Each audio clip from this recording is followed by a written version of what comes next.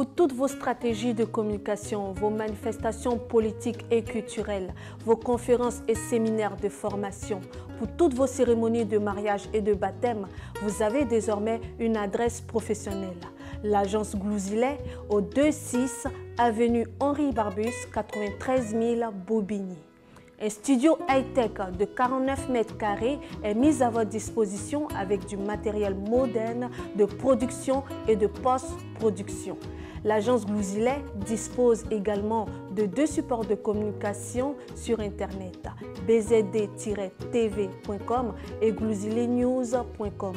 Pour plus d'informations, vous pouvez nous joindre au 09 19 588 881, 06 30 768 600, 06 65 381 367.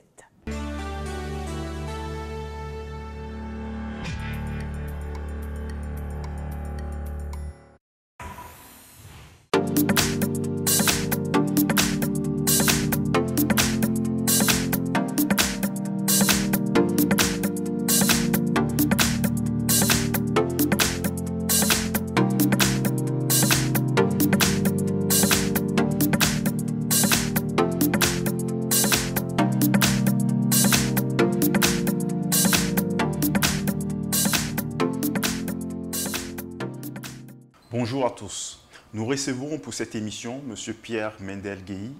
Il est né à Logoualé, en Côte d'Ivoire. Il est professeur d'anglais de formation, lauréat du prix 2009 de l'enseignement supérieur du Val-de-Marne pour son Master 1. Il prépare actuellement une thèse en civilisation américaine à l'école doctorale 4 de Paris-La Sorbonne. Bonjour Mendel Guéhi. Est-ce que tu as quelque chose d'autre à ajouter par rapport à cette présentation sommaire?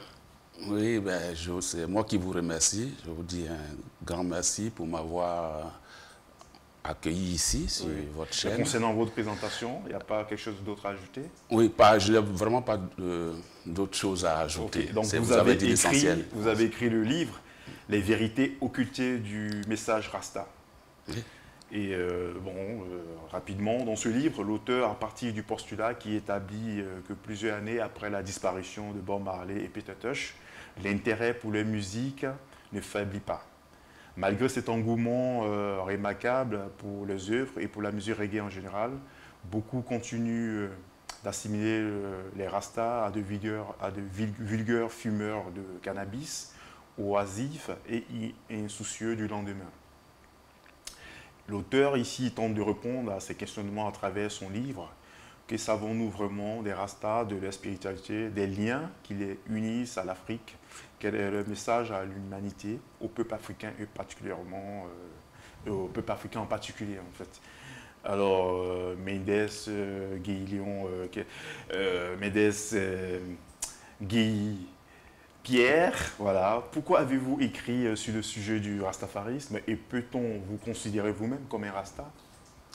Ok, donc d'abord pour rectifier le nom, c'est Mendel. Hein. Mendel, voilà. Pas Mendes. Ouais, pas Mendes. Oui, le sujet sur le mouvement Rasta, parce qu'il faut déjà d'entrée de jeu préciser que les Rastas préfèrent le terme mouvement Rasta que rastafarisme, parce qu'ils assimilent toutes les terminologies ismes à des systèmes qui sont faits pour exploiter les autres, faits par les humains pour exploiter les autres humains, donc à des idéologies. Donc c'est pour ça qu'ils préfèrent le terme mouvement Rasta, mais le terme rastafarisme aussi est beaucoup employé. Donc j'ai écrit ce livre pour répondre à 2 questions principales. Et la première, c'est l'image que les gens ont des Rastas.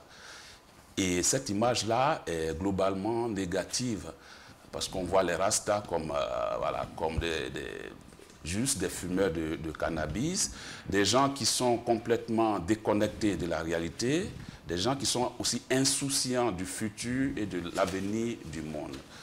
Et ça, c'était la première question qu'il fallait aborder pour dire que tout cela a été vraiment le fait d'une incompréhension. On n'a pas vraiment compris leur message, c'est pour ça.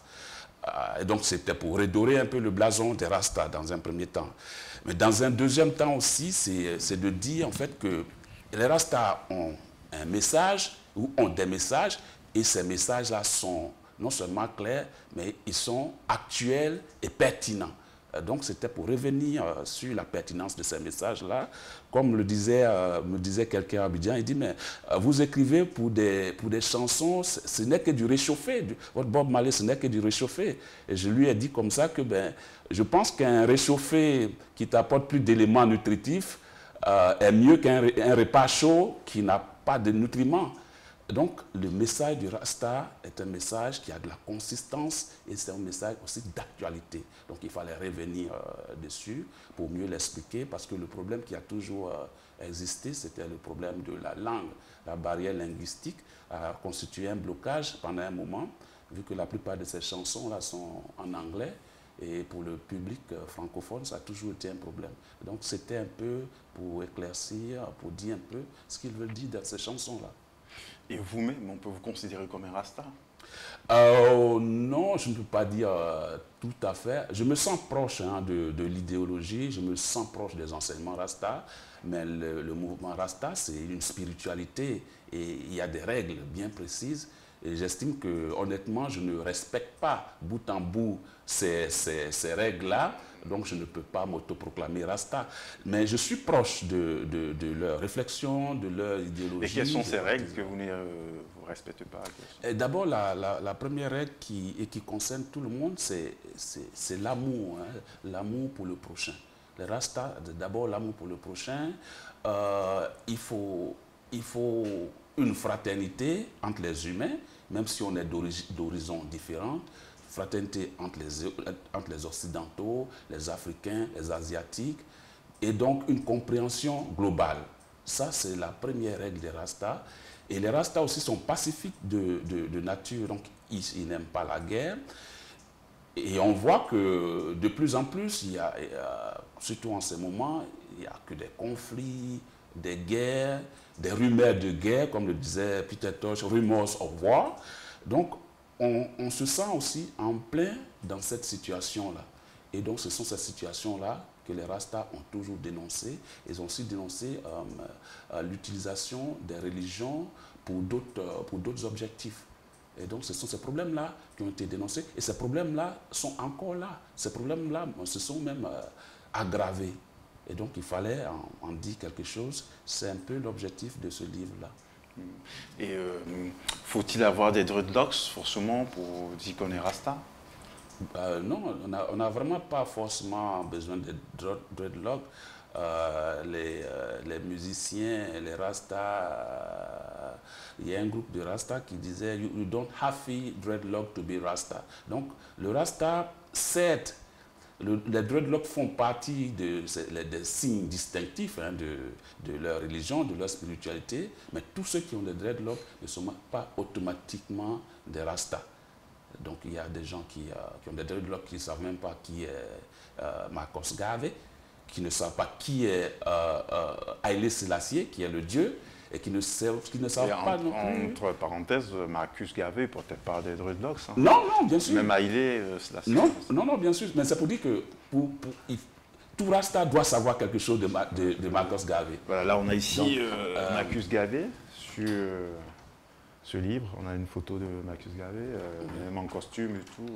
Il fait un peu Babylone quand même. Oui, bien sûr, Babylone. Et même hein, pour revenir, le dieu même des Rastas, il n'avait pas de dreadlock. Et les ministres qui étaient autour aussi de l'empereur Selassie n'avaient pas de dreadlock. Donc les Rastas, tout simplement, c'est pour vous dire que les Rastas, c'est dans la tête. Et les dreadlocks viennent d'où alors? Bon, les dreadlocks, il faut dire qu'ils ont une origine africaine hein, à la base. C'est inspiré au départ des guerriers de l'Afrique de l'Est et de l'Afrique centrale qui, pendant la période coloniale, pendant les oppositions à la colonisation, ont laissé les dreadlocks. Et après, cette vision-là s'est encore plus développée maintenant en Jamaïque, autour des années 1920-1930. Et c'est ainsi que la nature des dreadlocks a été adoptée par les Rastas. Après, on a essayé de joindre certains principes, comme représente la crinière du lion, la force du lion et autres. Mais à l'origine, c'est des styles qui sont d'origine africaine. Et vous serez prêt à laisser votre fils avec des dreadlocks? Bah, ben, ça dépendra de lui s'il le veut. Mais je pense que les Rastas sont plus... c'est plus dans les actions, plus dans la manière de penser, plus dans la manière de vivre qu'on reconnaît plus les vrais Rastas. Les cheveux, la longueur des dreadlocks et autres ne sont pas tout à fait représentatifs d'un Rasta. Voilà, donc je tiens à préciser, donc, dans le cadre de notre émission, le livre en question, nous recevons donc Pierre Mendel-Guy. Voilà, il est professeur d'anglais, donc anglophone aussi, tout ça. Et donc, il a écrit Bob Marley, Peter Tosh, Les vérités occultées du message Rasta. Voilà, le livre se présente comme ça, voilà. Pierre Mendel-Guy. Et voilà, un livre de plus de 200 pages, quand même. 280 voilà. pages. Et donc, pour rester dans l'esprit du livre, à la page 123 du livre, si vous voulez, vous pouvez y aller. À la page 123, vous parlez des couleurs Rasta qu'on retrouve dans les drapeaux de plusieurs pays africains. Je vous cite le rouge, la page 23, le rouge, le jaune et le vert. Ainsi, vos enquêtes pour l'écriture de ces livres vous ont poussé à voyager aux États-Unis et en Afrique. Alors, sur quels critères avez-vous choisi ces destinations et pouvez-vous nous donner les significations de ces couleurs Rasta? Vous avez cité tantôt le jaune, le rouge, le jaune et le vert. Okay. Bon, déjà, sur quels critères vous avez, parce que vous êtes allé aux États-Unis, vous avez rencontré la fille de Peter Tosh, et vous êtes allé aussi en Côte d'Ivoire, en Afrique. Ouais. Bon, voilà. Pourquoi avez-vous choisi particulièrement, vous auriez pu aller en Jamaïque? Oui, pourquoi avez-vous choisi les États-Unis et la Côte d'Ivoire? Et pouvez-vous nous expliquer les couleurs rouge, jaune et vert? Merci. Les significations de ces couleurs. Voilà. Donc, je commencerai par répondre par la première question. Les critères de mes voyages. Je suis parti dans le cadre de recherche pour ce livre. D'abord en Angleterre, à Londres, où il faut dire, une grande communauté de Jamaïcains. Parce que Londres, c'est la ville au monde où il y a plus de Jamaïcains à part Kingston, ou à part la Jamaïque. Donc, je suis allé pour m'enquérir un peu des nouvelles, comment est-ce que ça se passe, pour aussi avoir quelques informations. Donc, c'est vraiment en raison de cette concentration de populations d'origine jamaïcaine que j'ai fait ce voyage-là à Londres et que j'ai discuté avec les Jamaïcains qui sont dans le milieu. Deux, je suis allé à Boston, dans le Massachusetts, pour rencontrer la fille de Peter Tosh, Nyambé Tosh, avec qui je suis en communication permanente. Hein. Et c'était pour savoir, en fait, le message, pour discuter avec elle du message clé ou de ce elle pouvait me dire, en fait, de l'essentiel du message de son père.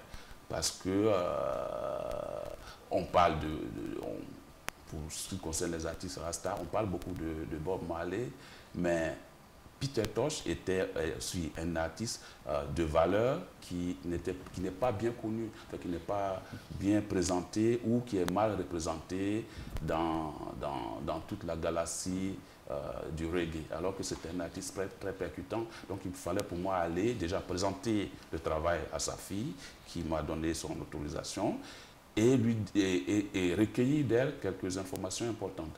Donc c'est ce que j'ai fait. Elle était d'ailleurs très contente qu'on puisse écrire enfin sur son père en français. Et donc après, je suis allé à Abidjan. J'ai été à Abidjan plusieurs fois pour rencontrer les Rastas de là-bas que je connais bien. En parenthèse, Abidjan aussi qui est considéré comme la deuxième capitale du reggae. Oui, évidemment, Abidjan. On a des grosses têtes comme Alpha Blondy, Tikenja, Pablo Youa, oui. Même s'il vit en France. Voilà. Et donc Abidjan, ça suit la même ligne. Hein. Abidjan étant la deuxième capitale du reggae depuis 2 ans, depuis 3 ans, parce qu'avant c'était Londres. Donc, mais Abidjan parce que les artistes qui font le reggae à Abidjan sont des Ivoiriens, sont des Abidjanais. C'est pour ça, c'est justement pour cette raison que Abidjan a détrôné Londres. Les artistes qui font le reggae à Londres sont des Jamaïcains. Donc on peut les reclasser en Jamaïque. On peut les reclasser à Kingston en Jamaïque. Voilà. Et alors que les artistes qui font du reggae à Abidjan sont Ivoiriens d'origine. C'est ça la différence. Donc il fallait aller aussi dans cette deuxième capitale mondiale du reggae pour m'enquérir aussi des nouvelles de là-bas. Mais dans votre livre, vous n'avez pas parlé de cet aspect. Comment expliquer le fait qu'Abidjan, qui est une capitale francophone, alors que on sait que la musique reggae a commencé dans le milieu anglophone, et comment ça s'est fait qu'Abidjan est devenu la deuxième capitale du reggae? Ça aurait pu être Accra, ou Monrovia au Libéria, on s'est dit, puisqu'ils sont plus anglophones. Bon, est-ce que, peut-être vous n'avez pas enquêté sur ce point, peut-être? Oui, mais en fait, je n'ai pas... Vous trouvez l'explication à cela? Oui, en fait, ça fait partie des systèmes des mouvements sociaux, un mouvement qui est représentatif en fonction de l'adhésion nationale. Et cette adhésion nationale, elle est beaucoup plus présente en Côte d'Ivoire. Donc, eh bien, vous faites bien de me poser la question, parce que les artistes, les Jamaïcains d'aujourd'hui, les Jamaïcains noirs, la plupart de ces Jamaïcains-là sont Ghanéens d'origine. Mais bizarrement, c'est à Abidjan et non à Accra, qui est la capitale. Donc, on a vu aussi à l'œuvre que l'implication... Justement, en parlant du Ghana, vous avez même parlé de Cape Coast. Oui. Bon, une ville que aussi modestement j'ai visité, Cape Coast, Elmina, le fort d'Elmina, où les esclaves sont partis. Vous avez parlé à un passage dans le livre, où encore on lui trouve l'odeur. Oui, où on trouve encore l'odeur. Voilà. Donc je vous laisse poursuivre votre donc, développement sur Abidjan. Ouais. Voilà, donc Abidjan, c'est en fonction de l'adhésion nationale, du fait qu'à Abidjan, on trouve plus d'endroits, on trouve plus d'espaces dédiés à la musique reggae qu'à Accra. Et à Abidjan, on trouve plus de personnes dans l'esprit reggae quand tu arrives à Abidjan, dans les taxis, dans les bacas, les transports communs, même dans les cars qui partent d'Abidjan à l'ouest, dans les cars qui partent d'Abidjan au nord, au centre, on a des vidéos de Burning Spear, de Peter Tosh, de Bob Marley. Donc il y a une adhésion nationale et très profonde. C'est ce qui explique ce rang de deuxième, et c'est ce qui explique aussi mon voyage. Parce que quand on veut travailler sur un thème, il faut visiter là où il y a plus de répercussions. C'est pour ça que j'ai été, mais le Ghana reste aussi une destination intéressante. Maintenant, pour revenir sur la question des couleurs, j'ai dit que les trois couleurs qu'il y avait, c'est la couleur rouge, la couleur jaune et la couleur verte. Donc le rouge, comme je l'ai dit, correspond au sang des Africains qui a été versé pendant la traite négrière, pendant la colonisation et tout ce qui est arrivé à l'Afrique. Le jaune, c'est pour l'or, parce que l'Afrique aussi est réputée l'un des continents les plus riches, sinon le continent le plus riche au monde, et particulièrement riche en or, donc d'où le jaune, et le vert pour la végétation luxuriante de l'Afrique. On sait qu'en Afrique, il y a beaucoup de forêts primaires, et donc c'est pour cela qu'il y a ces trois couleurs. Mais j'aimerais aussi insister sur le fait qu'il y a aussi une autre couleur qui est ajoutée, qui suit aussi les trois couleurs, qui est le noir. Et ce noir fait allusion au continent noir et à la peau noire. Donc, nous avons le rouge, le jaune, le vert, ou le rouge, le jaune, le vert et le noir. Donc, ces couleurs-là représentent le mouvement Rasta. Et le noir, il a été ajouté effectivement par Marcos Garvey. Ah, mais donc, maintenant, à la page 23, vous pouvez essayer de nous lire un petit extrait de cette page, comme ça, au pif ou... Concernant les couleurs. Les couleurs. Voilà. Donc, concernant les couleurs, je dirais que le rouge, jaune et vert constituent les trois couleurs principales des Rasta. Elles sont l'héritage du drapeau de l'Éthiopie, tel qu'il existait jusqu'au XVIIe siècle, avec un lion en son milieu. C'est le fameux lion conquérant de la tribu de Juda, devenu l'emblème universel des Rasta. En 1897, le lion a été remplacé par une grande étoile ressemblant à celle de David. Cette image du lion reste gravée dans l'esprit des Éthiopiens. Les Rastas l'ont adoptée pour montrer leur attachement à l'Afrique et pour se distinguer du judaïsme. Et il me semblerait que les druides aussi feront penser au lion, à la crinière du lion, Voilà, tout ça. Donc les druides font allusion à la crinière des lions, et il faut aussi rappeler que l'empereur Sélassié avait des lions comme animaux domestiques. L'empereur Sélassié avait des lions qu'il élevait et avec lesquels il s'amusait, et comme on s'amuse avec des chiens et des chats à la maison. Et donc, une fois, je pense qu'il y a des Européens qui sont partis, et lorsqu'on leur a dit que l'empereur venait pour voir ces lions, ils ont dit qu'ils sont sûrs que l'empereur allait être mangé par les lions. Alors que ce n'était pas le cas, il est allé s'amuser avec ces lions. Et ces lions-là font partie, en fait, de la force aussi, certainement de la force. Est-ce que c'est pas de là que vient l'expression le lion de la tribu de Juda? Voilà, le lion conquérant de la tribu de Juda. De la tribu de Juda. Et donc, c'est aussi, ça fait partie même d'un drapeau que les Rastas arborent fièrement. Ouais. Et bien là, moi aussi, je porte des couleurs pour être en osmose avec toi. Hein. Oui, bien sûr. Bien sûr. Tu peux, le rouge, le jaune, le vert et le noir dont j'ai parlé. Ben voilà, donc peut-être je suis un Rasta aussi, entre guillemets. Voilà. Et une petite précision, c'est que ce noir aussi fait partie du deuxième drapeau, c'est-à-dire le deuxième drapeau des Rastas, qui est le rouge, le noir et le vert. Et puisque déjà nous avons le rouge et le vert dans le premier drapeau des Rastas, c'est pour ça que le noir est ajouté. Et ce rouge, noir et vert a été confectionné par Marcos Garvey en 1920 comme le drapeau de la couleur africaine. Et qui avait un mouvement Lumia, le Marcus Garvey. Et ce mouvement-là aussi, parce que l'histoire, le présent s'inspire toujours du passé, et c'est ce drapeau-là aussi qui est aujourd'hui devenu le drapeau du Biafra. Le drapeau qui a été inventé par Marcos Garvey, qui fait référence à la race noire, est aujourd'hui le drapeau du Biafra au Nigeria. Le Biafra, il y a eu une sécession, mais il n'existe en tant que mouvement politique. Oui, en tant que région, mais pas... Oui, en tant que région, mais aussi en tant que mouvement politique. Voilà. Donc on a vu dernièrement... Ça a entraîné la guerre du Biafra, au Djougou, la guerre des sécessions. Bon, ça c'est pour l'histoire. Oui, pour l'histoire. Mais en passant, voilà. Donc le mouvement Rasta. Enfin, on va rester toujours dans ton livre, à la page 73.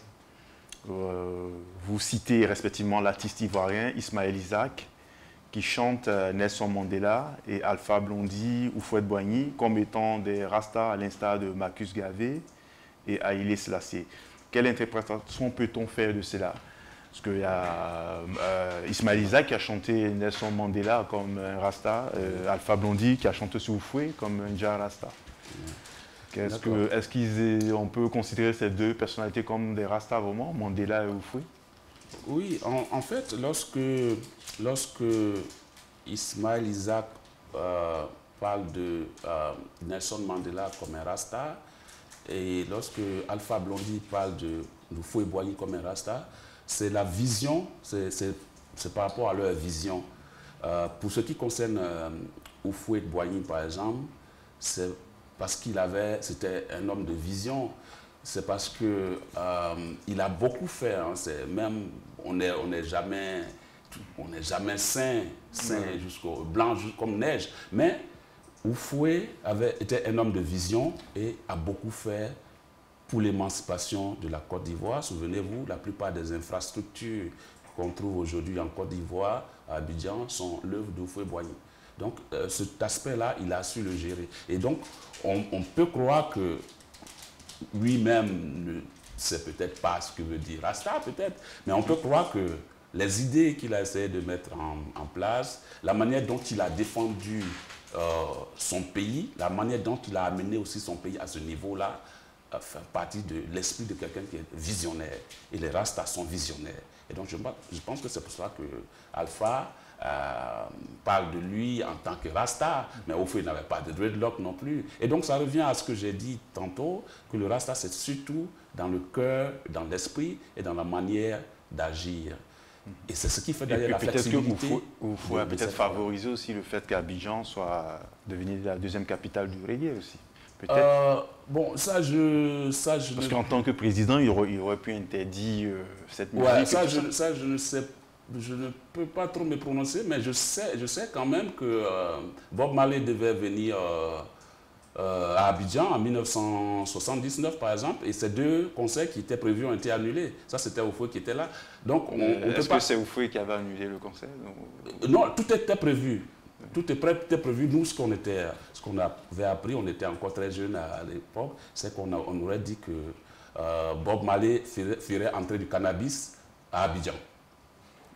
Il dit, mais tiens, on va le fouiller, on va fouiller ses affaires. On dit, mais non, il suffit de se peigner et il a au moins 4-5 joints qui va rouler. Donc je pense que ça aurait pu jouer, sinon les concerts de Bob Marley étaient financés d'avance. Donc on a du mal à comprendre que pour quelque chose qui était prévu, avec tout l'arsenal mis en place, que ce soit annulé. Mais cela n'a pas empêché Abidjan d'être la capitale du reggae. Et donc l'idée étant déjà là, effectivement, ça dit que lorsqu'une idée est vraiment imprégnée, quoi qu'on fasse, elle finit tôt ou tard par surgir. Et c'est ce qui se passe à Abidjan.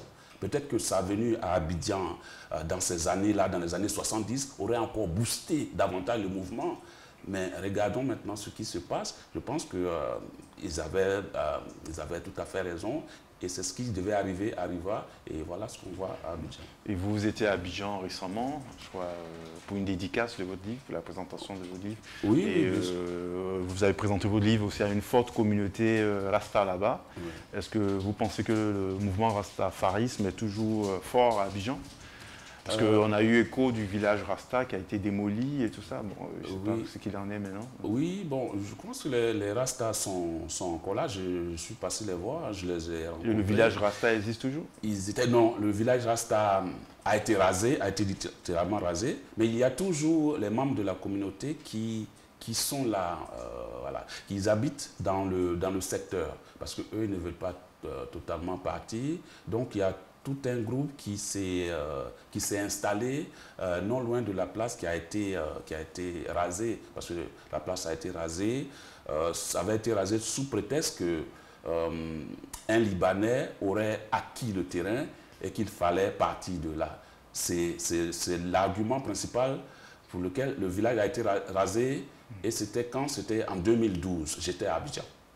Voilà, j'étais à Abidjan, alors ils ont supprimé les Rastas, ils n'ont même pas eu le temps de faire leurs affaires, et comme ça, ils sont partis. Mais ils se sont quand même accrochés, certains sont restés là, et d'autres ont aussi créé... On pourrait dire peut-être une victoire de Babylone sur les Rastas, peut-être. Ceux qui connaissent vraiment l'histoire des Rastas le savent aussi. Ils savent que les Rastas sont toujours visés par Babylone. Parce que lorsqu'on détruit, par exemple, un village, sous prétexte qu'on va construire quelque chose, c'est que le matériau est prêt pour la construction. Ouais. Mais jusqu'à présent, jusqu'à avril 2016, pas une seule brique n'est sur cet emplacement-là. Donc, ça du village Rasta. Voilà, du village Rasta, prétendument appartenir à un homme d'affaires ou libanais qui serait prêt à venir construire. Ça fait et donc, en avril, vous étiez à Abidjan. Quelle a été la réaction du public ivoirien et des Rastas là-bas face à votre livre, à la cérémonie de dédicace de votre livre que vous avez organisé jusqu'à l'université d'Abidjan? Dans l'université d'Abidjan. D'ailleurs, il faut dire que l'accueil a été très chaleureux. Je suis passé voir la communauté Rasta. Il faut dire que je suis aussi en contact avec eux. Je suis passé au village, parce qu'on dit le village, mais on sait que c'est un village diminué maintenant, pour leur présenter le livre et leur remettre aussi leur exemplaire. Et je les ai aussi... Et ils ont lu, et bien sûr, quel est le retour? Et oui, ils ont lu, et même à mon départ, le président de l'association des Rastas de Côte d'Ivoire m'a demandé un autre exemplaire pour d'autres. Il s'appelle comment? Qui s'appelle... Kokochenko, c'est son nom d'artiste, Joseph Kokochenko, qui est, mais son nom africain, c'est Babiba Constant. Oui. Voilà, Babiba Constant, qui est le... Et donc, ils ont lu le livre et ils ont... Ouais, et qu'ils ont lu le livre. Ils t'ont félicité. Voilà, ils t'ont félicité. Ils ont eu même des exemplaires qu'ils ont vendus eux-mêmes lors de lors du Festival international de reggae, pour me faire le compte après, ça veut dire qu'ils ont aussi adhéré. Et ils étaient aussi présents lors de la dédicace. Il y a une communauté forte de Rasta qui était présente lors de la dédicace. Et donc ça veut dire aussi que quelque part... voilà. Ok, tout à l'heure, vous avez aussi parlé de la fille de Peter Tosh. Est-ce que, après édition, elle a reçu le livre? Et quel a été son retour? Non, elle n'a pas encore reçu l'exemplaire. Elle aura l'exemplaire à partir d'octobre. Vous irez aux États-Unis lui remettre ou... Je pourrais lui envoyer, enfin, je vais lui envoyer. J'essaie de voir par quel moyen elle souhaiterait recevoir le livre. Et donc, je lui enverrai. Et c'est surtout la version anglaise qui va apparaître plus tard Elle apparaît quand, la version anglaise? Certainement l'année prochaine. Et donc, sûrement aussi la communauté de Londres. Oui. Mon ami, enfin le responsable que j'ai vu au marché de Peckham, il s'appelle Michael Maestro aussi. Je passerai le voir. Et ça pose toujours le problème de langue, hein, parce que le premier livre, il est plus en français. Donc j'attendais aussi que la version anglaise paraisse pour que je puisse lui apporter son exemplaire. Bon, on va toujours dans votre livre à la page 121. Je vous laisse peut-être retrouver. 121, je vous cite. Vous dites, mais ce n'est pas uniquement la valeur marchande et les profits qui intéressent Peter Tosh. Les Rastas accordent peu d'importance au matériel. Vous citez entre autres le reggaeman ivoirien Pablo Youa dans son titre Maman Africa. Vous faites aussi la différence entre un reggaeman, rastaman et un druidman. Alors dans cette fourmilière des artistes qui font la musique reggae, pouvez-vous nous dire qui est réellement Rasta et qui fait du reggae business? Parce que, entre parenthèses, vous avez aussi écorché un peu Alpha Blondy dans votre livre et puis bien d'autres artistes aussi qui profitent un peu du... Oui, bon, déjà, pour revenir même à la substance de la question, c'est que l'allusion à ces artistes-là, et particulièrement à Alpha Blondy, c'était vraiment de recentrer, l'objectif vraiment principal, c'était vraiment de recentrer les Rastas ou les artistes qui font la musique reggae sur l'échiquier même de la spiritualité. C'est-à-dire, pour être Rasta, il faut, pour qu'on soit appelé Rasta, il faut qu'on obéisse déjà à ces principes spirituels. Et donc, je dis que tous ceux qui chantent le reggae ne sont pas nécessairement Rasta. Et donc, on est Rasta à partir du moment où on respecte ces principes-là. Et ces principes-là sont clairs.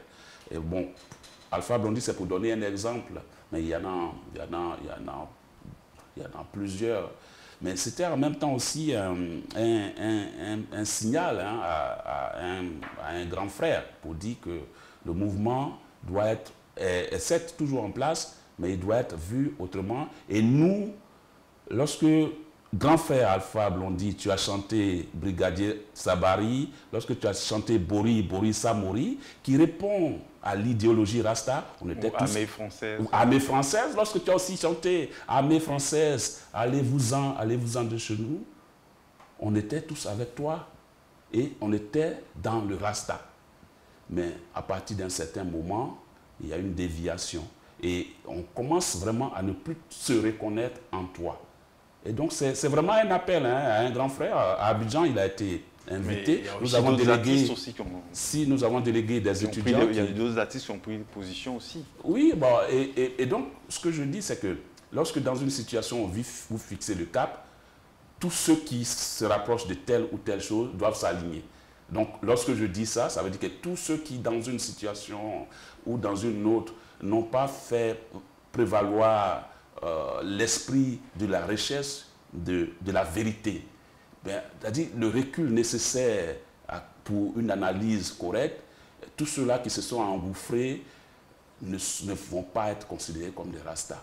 Et à partir de ce moment-là, chacun doit pouvoir faire son jugement, il doit se classer là où il doit se classer. C'est ce que ça veut dire. Donc je ne pouvais pas prendre tous les Rastas africains, tous les Rastas jamaïcains, tous les Rastas caribéens pour dire tel, mais à partir d'un exemple, on doit pouvoir juger les autres. Et vous allez nous lire un peu à page 121, parce que vous dites en même temps qu'ils sont aussi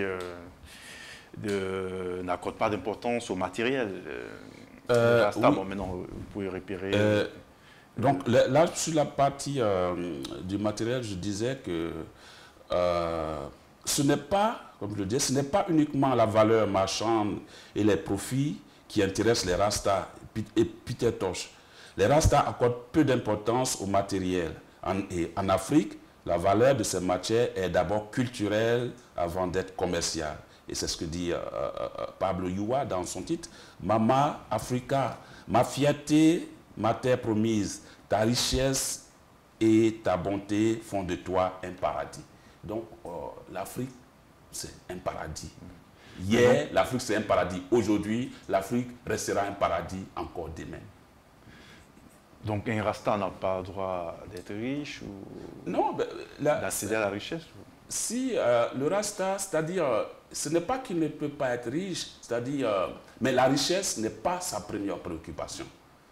La richesse ne doit pas être sa première préoccupation. Aujourd'hui, on classe certains Rastas, il a engrangé tel nombre de milliards, tel nombre de millions, il a vendu ça. Ce qui a fait la force des artistes comme Bob Marley et Peter Tosh, ce n'est pas qu'ils s'intéressaient directement à l'argent. Bob Marley a payé ses concerts. En 1980, il a lui-même, avec ses propres moyens, loué un avion pour aller au Zimbabwe. Il a joué pour 0 francs. Il a joué pour l'indépendance du Zimbabwe. Donc, c'est-à-dire qu'il prenait son argent. Je crois que vous parlez même de cette chanson. Voilà, il a chanté Zimbabwe. Voilà. Et donc l'idée n'était pas de s'enrichir. Aujourd'hui, on ne peut pas trouver d'artiste qui a joué quelque part sans percevoir déjà la moitié du cachet et sans demander des sommes astronomiques. On a vu le cas avec nos artistes américains qui dernièrement devaient aller jouer à Abidjan, qui ont demandé, je pense, 10 millions de dollars, quelque chose comme ça, ou 10 millions d'euros. Ce n'est pas possible avec les Rastas. Ce n'est pas possible. Et l'exemple, c'est celui aussi de Peter Tosh, qui allait jouer pour rien en Afrique de l'Est, alors qu'il refusait près de 76 000 dollars en Israël, parce qu'il ne se retrouvait pas dans l'esprit de là-bas. Et donc l'argent, par son travail, le Rasta peut devenir riche. Ça, il ne va pas cracher dessus. Mais la richesse n'est pas son premier objectif. C'est le partage. Vous allez nous prendre quelques chansons, parce que dans le livre, vous expliquez en même temps pas mal de chansons qui sont traduites en français. Oui. Donc, si vous pouvez donner un exemple, par exemple, là. Voilà. Et donc, l'une des chansons qui m'ont marqué, pour ce qui concerne, par exemple, Peter Tosh, et là, j'en ai un peu discuté avec sa fille à Boston, elle m'a dit que, mais tu vois, ça, c'est le plus grand discours de mon père. Et donc, c'est cette chanson-là ce discours-là qui a été fait. Chanson dont le titre est Peter's Rap. Peter's Rap, c'est-à-dire le rap de Peter Tosh, qui dit, devant un public américain vraiment bien garni.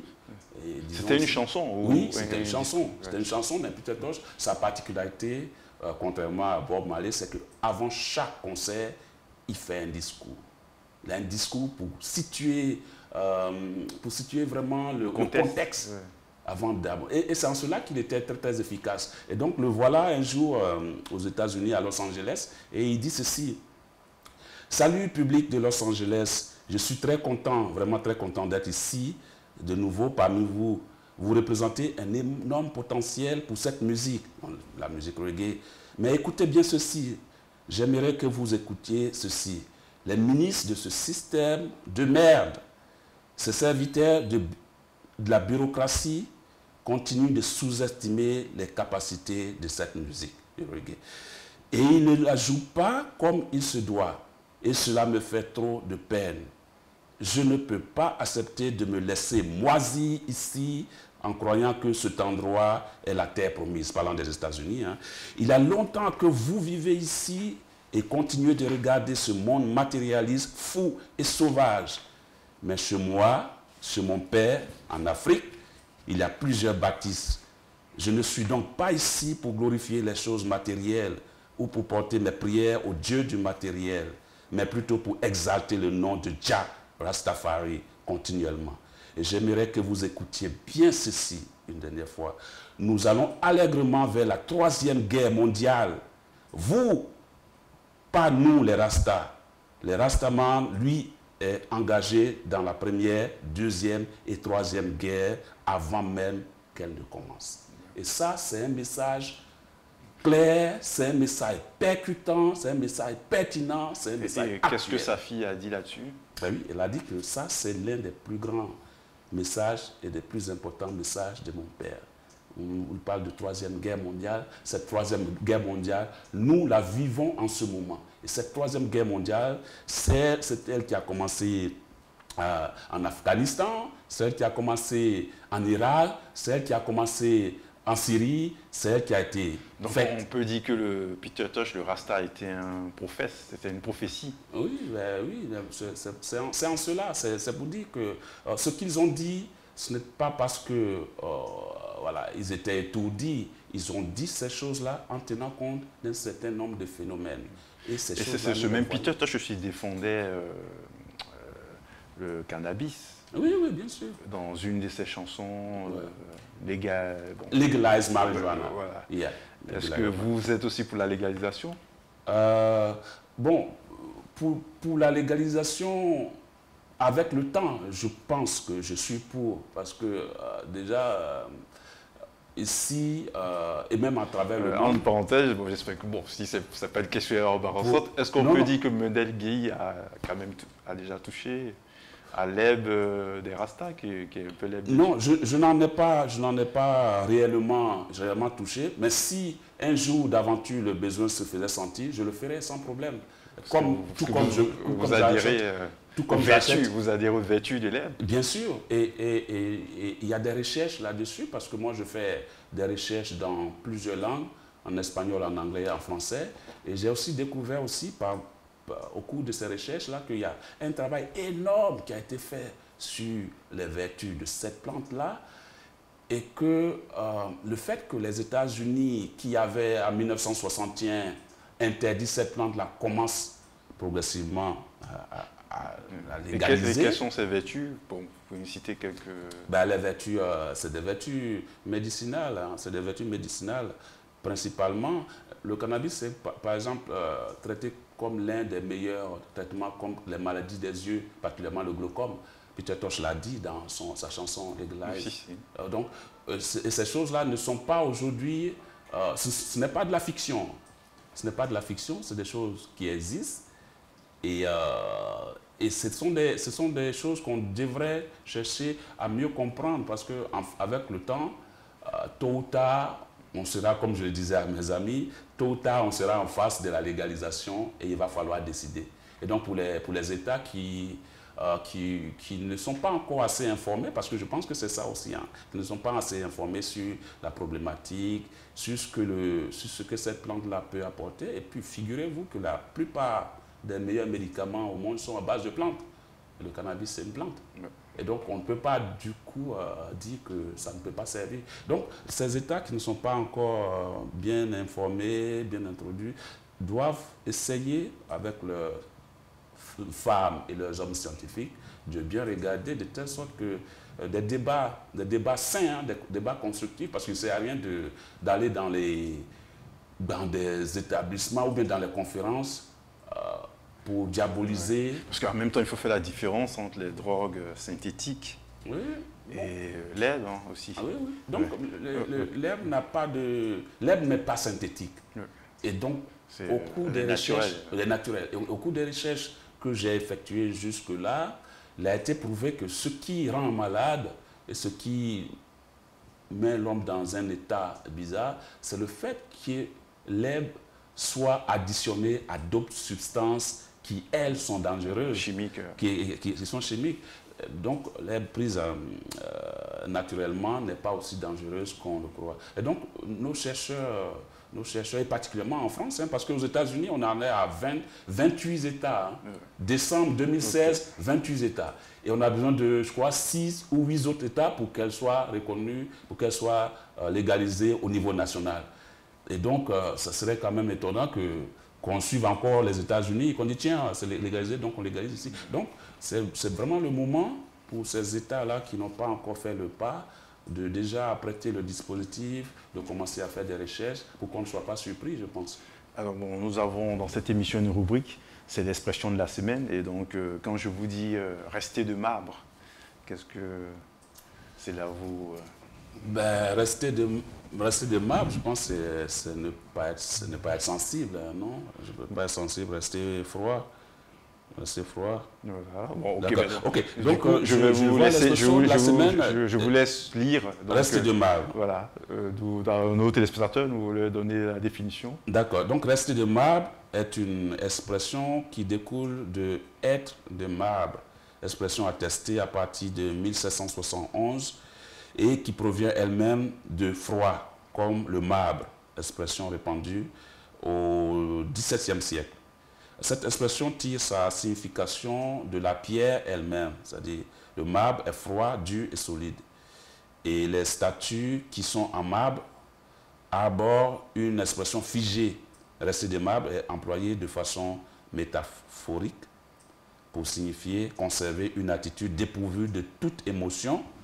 En somme, on désigne par cette expression la froideur et la dureté d'une personne.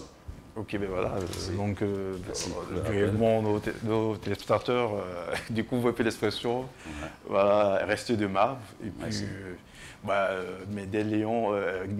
Médel Guéhi, voilà, vous n'êtes pas resté de marbre dans cette émission, car j'espère. Pierre Médel Guéhi. Donc c'était pour l'expression de la semaine.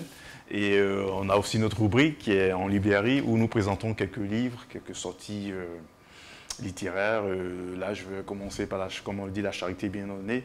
Pierre Médel Guéhi qui présente, voilà, il a déjà son livre entre les mains, La vérité occultée du message Rasta.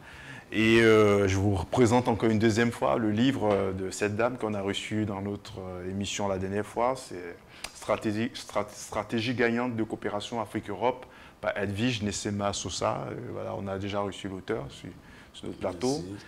Et nous avons, par exemple, un livre ici qui est L'Afrique doit s'unir de Kwame Nkrumah, un livre qui nous a été apporté par Médel Guéhi. Tout à l'heure, il va nous en parler. Et il nous a aussi apporté The Philosophy of Opium de Marcus Garvey. Il va nous dire rapidement quelques mots sur ces deux livres. Je vous présente aussi le livre Trilogie africaine de votre serviteur, Simplice Animaux. Il y a aussi Toni Morrison, aussi, notre auteur préféré que nous présentons à chaque fois. Alors, Médel Guéhi, donc, vous êtes venu avec ces deux livres. Pourquoi particulièrement L'Afrique doit s'unir de Kwame Nkrumah et Les philosophies of Opium de Marcus Garvey? Pourquoi vous avez choisi ces deux livres comme livre de chevet? Parce que chaque invité que nous recevons vient avec quelques livres qui lui tient à cœur pour en parler. Pourquoi ces livres? Ok, merci. Je pense que ces deux livres, je commencerai par The Philosophy and Opinions of Marcus Garvey, or Africa for the Africans. Donc, la philosophie et les opinions de Marcus Garvey, et là, en substance, qui dit l'Afrique aux Africains. Bon, c'est pour dire, d'abord, ça tient d'abord du fait que la plupart de mes recherches, est aussi en lien avec le livre, mon livre, c'est-à-dire que la place de Marcus Garvey dans la lutte pour l'émancipation de l'Afrique. Et Marcus Garvey n'est pas resté sur des idées simples, hein, sur un aspect purement intellectuel. Marcus Garvey, c'est celui qui a théorisé l'action, c'est-à-dire qui a fait que l'action peut apporter le changement. Et donc, il en a fait une théorie et il a mis à l'épreuve, il a mis en pratique. Et Marcos Garvey, il a pu acheter des bateaux, vous vous souvenez? Oui. Il a pu acheter des bateaux, plusieurs bateaux, dans un système d'actionnariat avec les Américains noirs. Et donc, il a créé une compagnie aussi, ce qui était très rare à l'époque, aux États-Unis, dans les années 1920. Il était rare de trouver des gens... Je vous coupe pas, mais le livre a été écrit par Amy Jack Garvey. Qui est son épouse. Ah oui. Amy Jack Garvey, qui a collectionné déjà tous les écrits. Qui était l'épouse de Marcos Garvey. Ok, c'est bon à savoir. Oui, c'est bon à savoir. Ouais. Et donc, Garvey, son combat n'est pas assez connu. Et donc, c'était le moment de dire, hein, indépendamment de son apport dans le mouvement Rasta, parce que c'est lui, le prophète du mouvement Rasta aussi. Et donc, il a beaucoup travaillé, ses travaux doivent être connus. Et là, il parle de plusieurs choses, des questions économiques, des questions intellectuelles, des questions éducatives et même des questions spirituelles. Et donc, il en parle pour que les Africains puissent se remettre dans le chemin. Et il y a le deuxième livre. Et le deuxième livre sur Nkrumah, et il y a aussi un lien, parce que parmi tous les intellectuels, Nkrumah le dit lui-même, qui ont œuvré pour l'émancipation de l'Afrique, bon, ils n'ont pas mis le nom de l'auteur, ou bien c'est chez Présence africaine. Bon. Oui, mais ça, ce sont les idées. Ah oui, c'est une compilation de ces idées. De Kwame Nkrumah. De Kwame Nkrumah. Donc, Nkrumah lui-même étant un grand panafricaniste, mais Nkrumah a reconnu que parmi tous les intellectuels de l'époque, il a été le plus marqué par Marcos Garvey. Et donc, c'est aussi ces idées, les idées de Marcos Garvey transparaissent dans ses écrits. Les deux livres sont un peu liés. Voilà, les deux livres sont complémentaires et les deux livres se complètent. Ça pour dire que les idées qui ont été émises un peu plus tôt par Garvey ont beaucoup influencé beaucoup de leaders en Afrique. Et on sait comment la fin de Nkrumah est arrivée.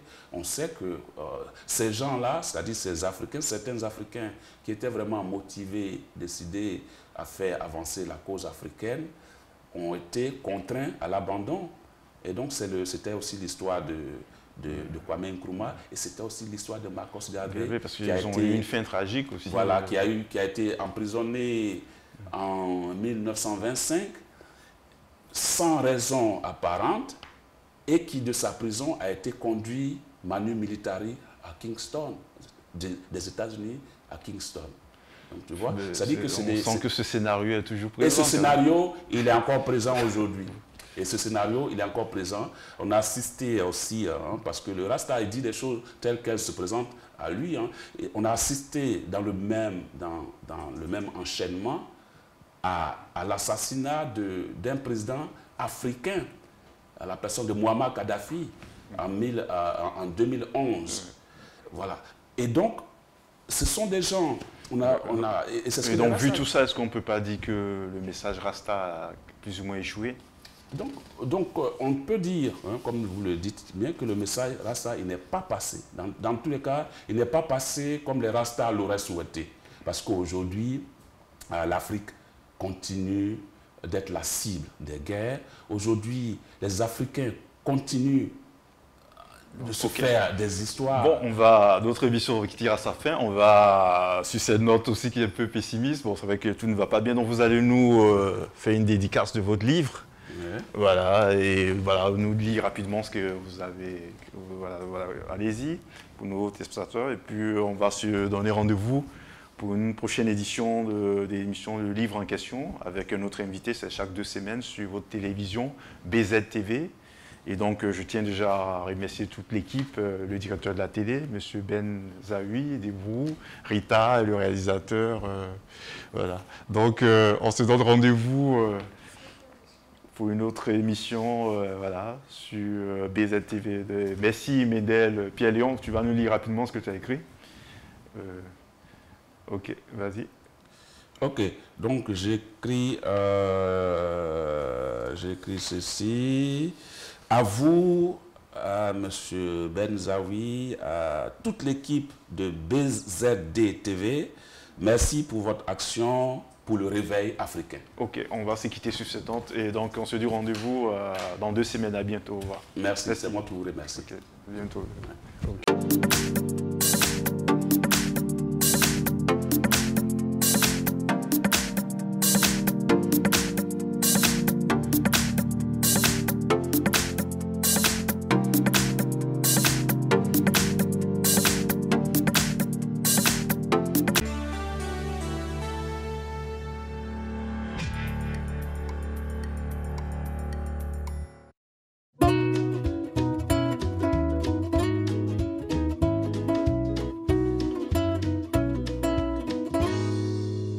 Pour toutes vos stratégies de communication, vos manifestations politiques et culturelles, vos conférences et séminaires de formation, pour toutes vos cérémonies de mariage et de baptême, vous avez désormais une adresse professionnelle. L'agence Glouzilet au 26 avenue Henri Barbus, 93 000 Bobigny. Un studio high-tech de 49 mètres carrés est mis à votre disposition avec du matériel moderne de production et de post-production. L'agence Glouzilet dispose également de 2 supports de communication sur Internet, bzd-tv.com et glouziletnews.com. Pour plus d'informations, vous pouvez nous joindre au 09 19 588 881, 06 30 768 600, 06 65 381 367.